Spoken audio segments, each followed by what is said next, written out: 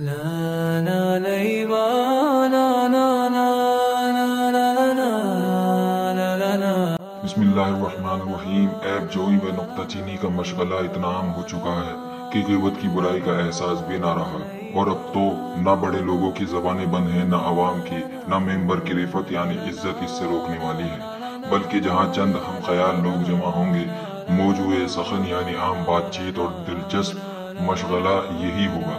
ग़ीबत की तारीफ ये है कि अपने किसी बिरादर मोमिन के ऐब को बिलगर्ज नुक्ता चीनी इस तरह बेनकाब करना कि इसके लिए दिल दुखने का बास हो, चाहे ये इजहार ज़बान से हो या महकात यानी किसी चीज़ या हालत की नकल करना से हो, इशारे से हो या मंशा हो।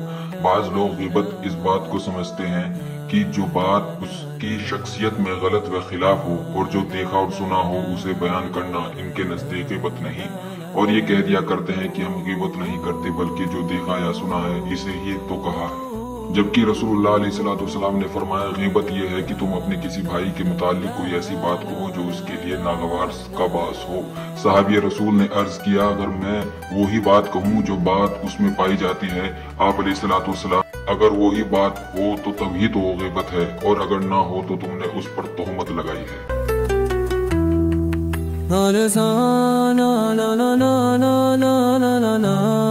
लिहाजा मौला कायनात ने अपने इस खुतबे में लोगों को दूसरों के ऐब बयां करने से रोका है। आप फरमाते हैं, जिन लोगों का दामन खताओं से पाक व साफ है, अल्लाह के फजल से गुनाहों से महफूज है, इन लोगों को चाहिए कि वो गुनाहगारों और खताकारों पर रहम करें और इस चीज का शुक्र करें कि अल्लाह ने इन्हें गुनाहों से बचा रखा है। जब कोई ऐब लगाने वाला अपने भाई की पीठ पीछे बुराई करता है और इसके ऐब बयां करके जली कटी बात करता है, तो इसे खुदा की इसके खुद के गुनाहों पर पर्दापोशी क्यों याद नहीं रहती, जो खुदा ने खुद इसके ऐसे गुनाहों पर कर रखी है जो गुनाह जिनकी वो ग़ीबत कर रहा है उनसे भी बड़े थे।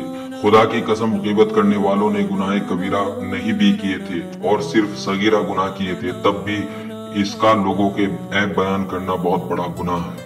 ऐ खुदा के बंदे, फौरन ही किसी पर गुनाह का ऐब ना लगाया करो, शायद अल्लाह ने उसे बख्श दिया हो, और अपने किसी छोटे से छोटे गुनाह के लिए भी इत्मीनान न करना, शायद तेरे इस छोटे से छोटे गुनाह पर तुझे अजाब हो।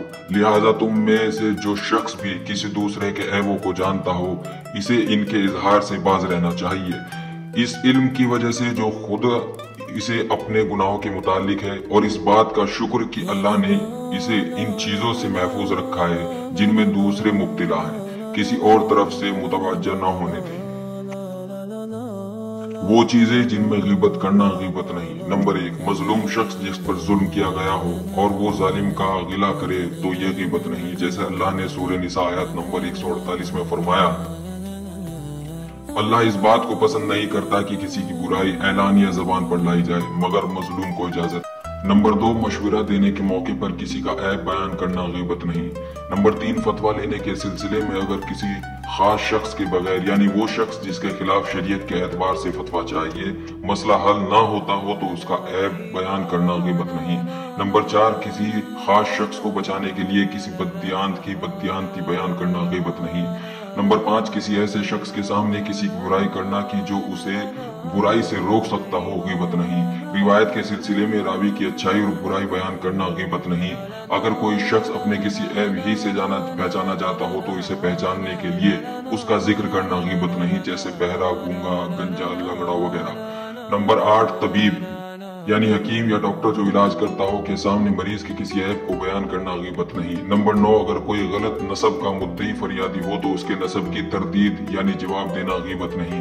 अगर किसी की जान, माल और इज्जत का बचाव इस सूरत में हो सकता हो कि उसे किसी ऐब से रोशनास जान पहचान किया जाए तो ये भी ग़ीबत नहीं। जो ऐलानिया फिस्क व फिजूर करता हो, जो हया की चादर उतार डाले, उसकी बुराई करना ग़ीबत नहीं। लाइक एंड सब्सक्राइब शान अहले बैत अलैहिस्सलाम।